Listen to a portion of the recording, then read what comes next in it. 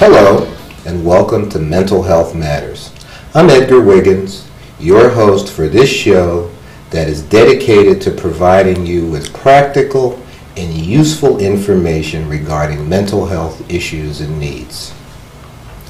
Every 17 minutes in this country, a person takes his or her own life. Suicide is the third leading cause of death for young people in this country. Here to discuss this very important issue with us today is Lisa Herka Covington and Etta Watts, who are representatives of SPEAK, which stands for Suicide Prevention Education Awareness for Kids. Welcome to Mental Health Matters. Thank you. I thought it would be important to have these two women on, not only because of the organization that they are involved with, but also because of their own personal stories. Our show today is really dedicated to the issue of loss, grief, and really the recovery process. So why don't we start with you, Lisa? Can you tell us about your personal experience with suicide and the circumstances surrounding the loss of your loved one? Yes.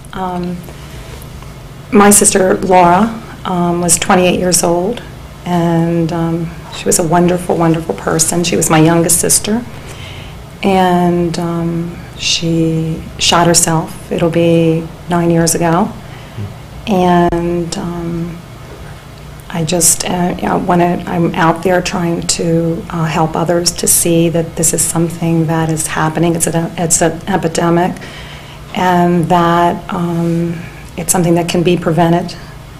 And I just feel that we need to go further in education for preventing suicide. My sister Laura was a wonderful person, as I said before. She's taught me a lot, and I feel that it's essential that we just discuss this issue more as you are, and I want to thank you for having us, for discussing this. What were the circumstances surrounding your sister's death? Were there warning signs? Often people talk about issues when thinking about suicide, like depression, like substance abuse. Was she getting help? Can you tell us a little bit more about her? The first thing I'd like to start off with telling you is that I never wanted the word suicide entered into my vocabulary, but it is now. And it can happen. Our lives can change within a split second. And with my sister, she was getting help. She was depressed. There were warning signs that I can see now that I didn't see then because I wasn't educated enough to understand that.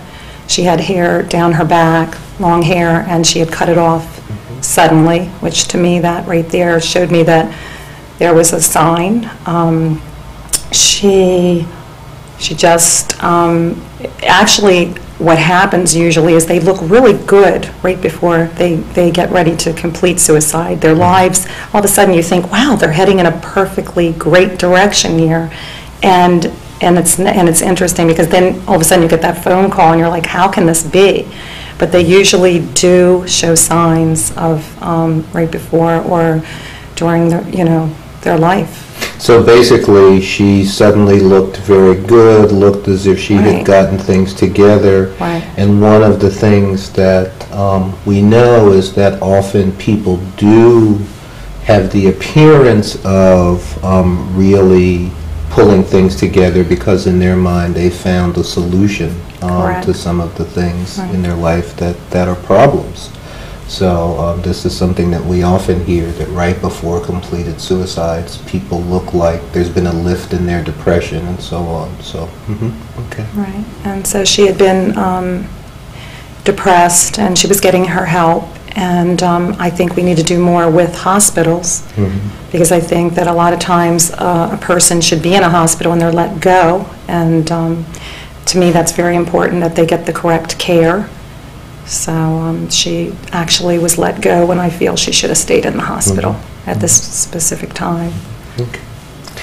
Anna, can you tell us about the circumstances surrounding the loss of your loved one?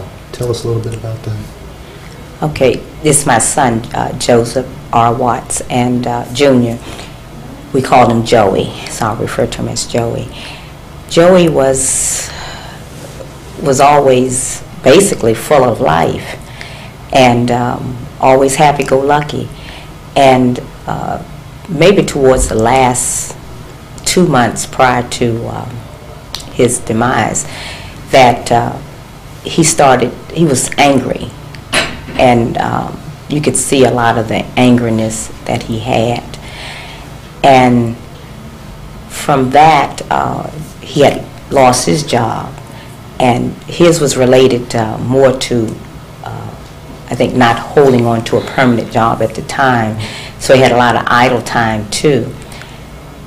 And from that and some other things that were going on in his life, he was a changed person, I thought, in some sense, you know.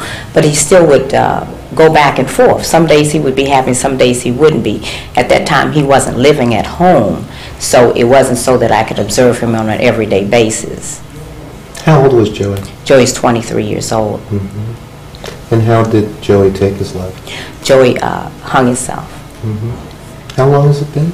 It was on the 10th of August of 2000 this year, 2000. So this is a very recent loss for you.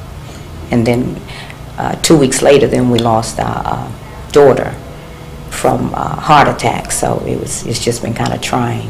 So it really has been multiple losses in a short period of time. Short period of time.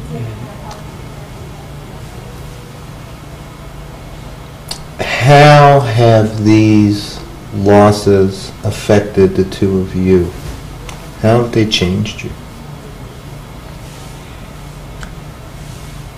Well, I feel that I've always been a caring person and compassionate person, but I feel that there are things that I feel that I must do as far as to try and save someone.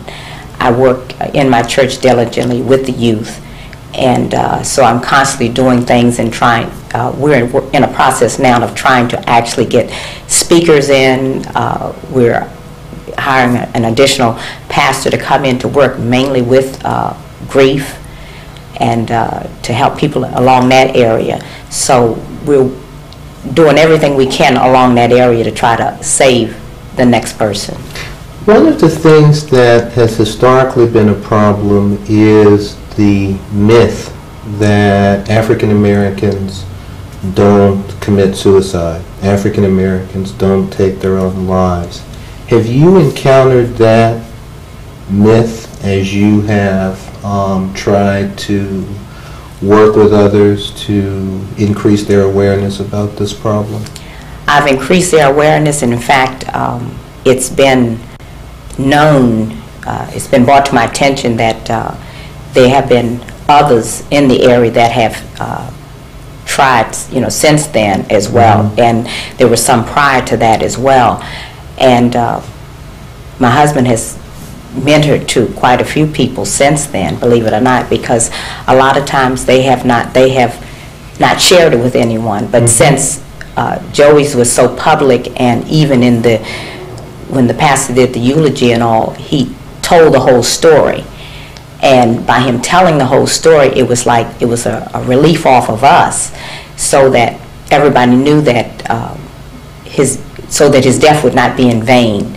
That was the purpose of him telling the whole story about suicide, so that others would change their lifestyle and would think about, as young people, they would just come to Christ to realize that's what they needed to do. One of the things that is so important is destigmatizing issues like mental illness, depression, substance abuse, and especially suicide. I mean, one of the things that I've recognized for a long time from doing this work is that people will often admit to lots of other kinds of problems and issues, but they will not talk about or admit to suicide. As you said, Lisa, in your remarks, that suicide was a word that really was not in your vocabulary.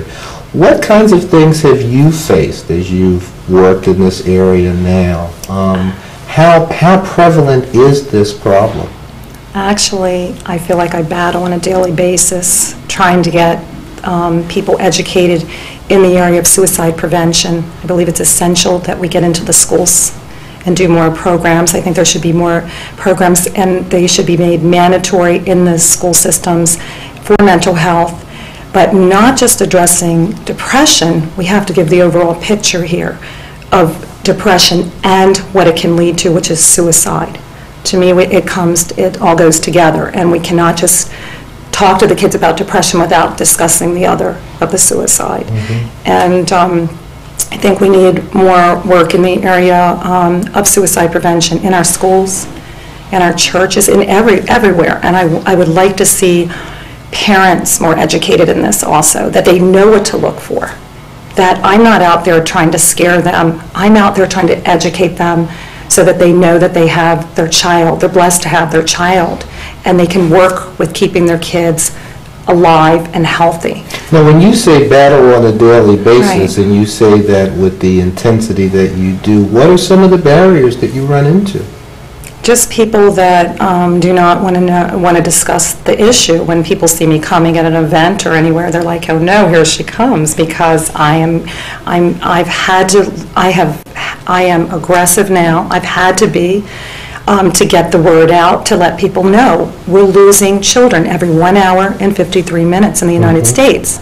We're losing another young person under the age of 24 by suicide. That's a Columbine a day, as well as for every 2 homicides, there are 3 suicides in the United States. That's right. And I want people to be aware of this, as our Surgeon General, Dr. David Satcher, whom I met and had some letters from, he and I have had some rapport, has discussed this outright to the nation to say suicide is an epidemic and we need to address this.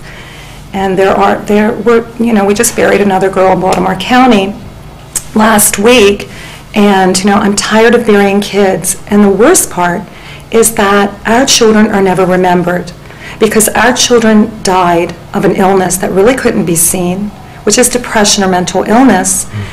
They're not remembered, and that's pretty sad. If they would have died of cancer or in a car accident, they would have been remembered. And to me, it's essential that our loved ones are remembered. They were here for a reason, and I'm here for a reason now because of my sister, whom her death has changed my entire life to what I do today. So. Those are very important words. I think we'll stop for a short break. We'll be right back to Mental Health Matters. In nature, we see reflections of our children.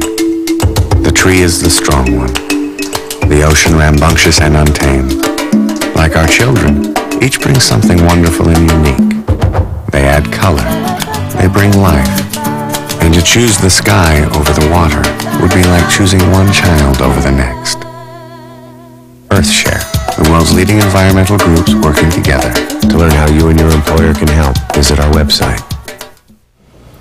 Welcome back to Mental Health Matters. We're joined again by Lisa Herka Covington and Etta Watts, who are here today to continue to share their story of loss and recovery. Before the break, Lisa, you were talking about how